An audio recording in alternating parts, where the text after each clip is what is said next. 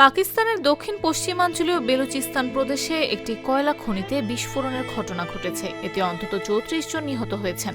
অপর্যাপ্ত নিরাপত্তা ব্যবস্থা এবং নিম্নমানের কর্মপরিবেশের কারণে বেলুচিস্তান ও সিন্ধু প্রদেশে কয়লা খনিতে এ ধরনের দুর্ঘটনা প্রায়ই ঘটে। শুক্রবার স্থানীয় গণমাধ্যমের বরাতে এ তথ্য জানা গেছে।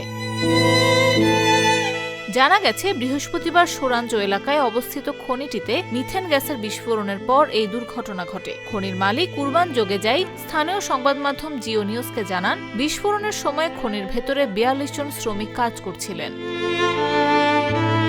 এদিকে বেলুচিস্তানের নিরাপত্তা পরিস্থিতি ক্রমেই অবনতির দিকে যাচ্ছে বলে ইচ্ছাকৃতভাবে একটি ধারণা তৈরি করার চেষ্টা করা হচ্ছে।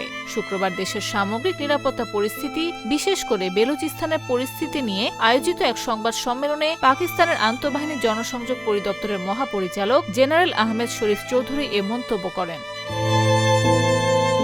সংবাদ সম্মেলনের শুরুতে আইএসপিআর এর মহাপরিচালক জানান, চলতি বছর এখন পর্যন্ত দেশ জুড়ে মোট ৪০,৩৪৮টি গোয়েন্দা তথ্যভিত্তিক অভিযান পরিচালিত হয়েছে।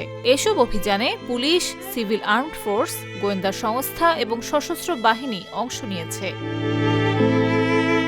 খনিতে বিস্ফোরণ নিয়ে প্রাদেশিক দুর্যোগ ব্যবস্থাপনা কর্তৃপক্ষ জানিয়েছে, খনির নিচে আটকে পড়াদের উদ্ধার অভিযান অব্যাহত রয়েছে। বেলুচিস্তানের মুখ্যমন্ত্রী সরফরাজ বুকতি বলেছেন, দুর্ঘটনার পেছনে কোনো ধরনের অবহেলা বা অনিয়মের প্রমাণ পাওয়া গেলে সংশ্লিষ্টদের বিরুদ্ধে কঠোর ব্যবস্থা নেওয়া হবে।